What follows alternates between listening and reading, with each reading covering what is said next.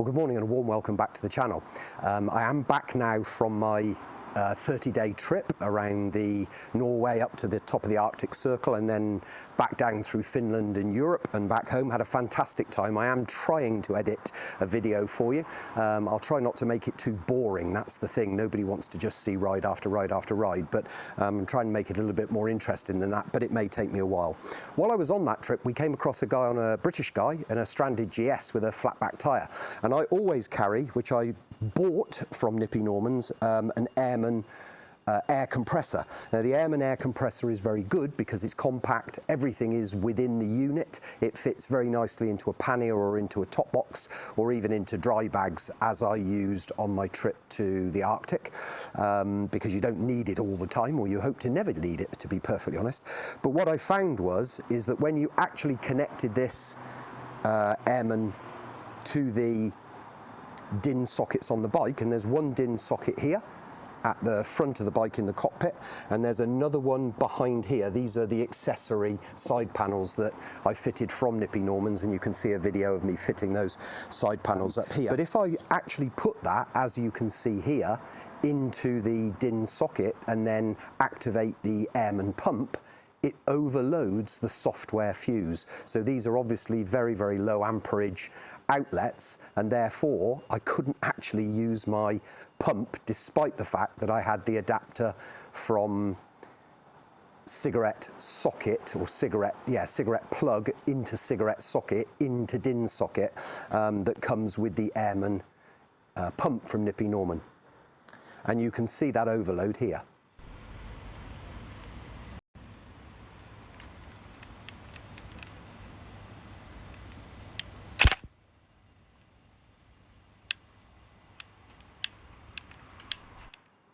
Now, when I came back, I said to Nippy Norman about this, and he kindly sent me a lead, which is a DIN socket on one end. It does have a bracket, but I'm not going to use the bracket, which has a direct physical fused connection to the battery. Now, I'm not one for drilling holes in the bike, and of course I could have used the bracket to bolt it somewhere, but because these are accessory panels that I've got on here, I'm quite happy to sacrifice those. So I'm actually going to drill a hole in this right hand panel here at the lower point, because there's plenty of room behind there for me to actually bolt that sort of weatherproofed DIN socket with a flap over the top just here on that. And then I'm hoping that when we test it at the end, we will find that the Airman air compressor will actually work because it's working directly off the battery. The other thing that you have by doing this is, of course, these two DIN sockets, the BMW fitted DIN sockets, which are connected through a software fuse to the Canbus, they of course go off with the ignition. So another thing that I'd quite like to do, I have an Optimate dual right-angled USB socket, and that would allow me, while I'm stopped for coffee or stopped for lunch with the bike off, to be able to still charge GoPro or drone batteries or such like. Anyway, let's get on. We're going to drill an 18mm hole in the side of the panel here. We're going to bolt the DIN cable in, or the DIN socket in, I beg your pardon, and then connect the wiring to the battery. Now, I'm not going to go through it absolutely piecemeal, but once I've drilled the hole, once I've got the wires connected and through, I'll show you how I fitted it.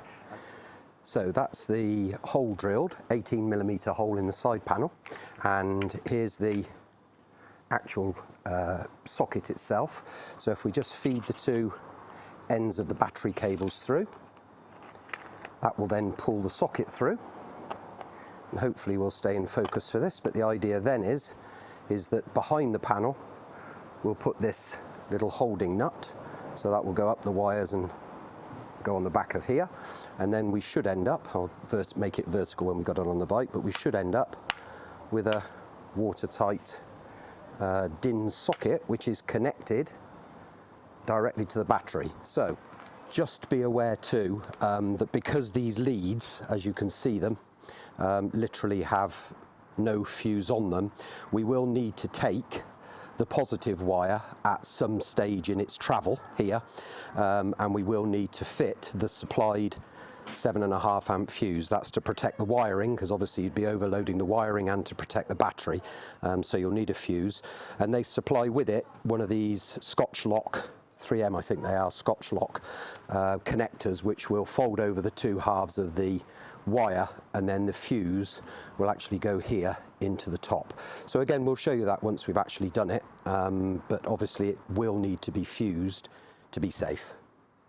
So we just need to be aware that there does need to be a gap in the wire in the fuse Scotch lock, and the reason for that is that obviously the power needs to go up one pole of the fuse and back down the other.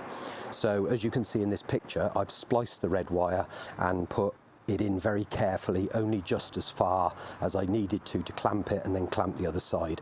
And here you can see the Scotch lock completed and the fuse, 7.5 amp fuse, in place.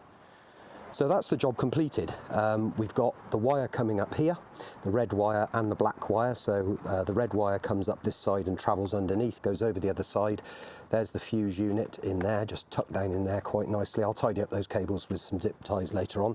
I've actually threaded the black wire rather than shortening it and cutting it and having to put new ones on. I've gone back and forth a few times there.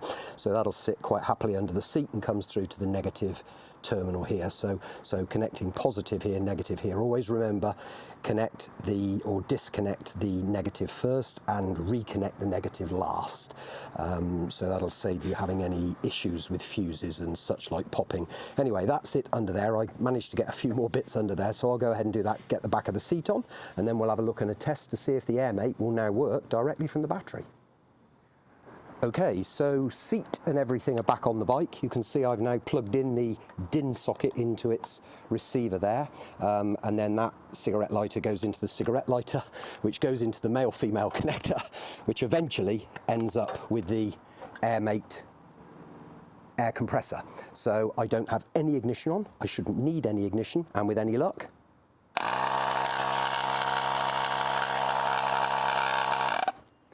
we now have the ability to run the compressor without it cutting out due to the low amperage on the Canbus controlled DIN sockets on the motorcycle. Well, that's it. The fitting of the permanently powered to battery DIN socket on the K1600 fitted into the Wunderlich Accessory Sidepanels on the K1600. Hope you've enjoyed it. If you have, give us a thumbs up. That really helps the channel. If you feel like subscribing, it'd be great to have you along. Don't forget to ring the notification bell so you always get notified of the pretty infrequent videos that I post, but hopefully you find them useful. And if I can get round to it, I will try and edit the video that I took, or some of the videos and stills that I took on our 30-day trip to the Arctic Circle in Nordkapp and back. In the meantime, ride safe, stay safe, and we'll see you next time. Thanks for watching. Bye-bye.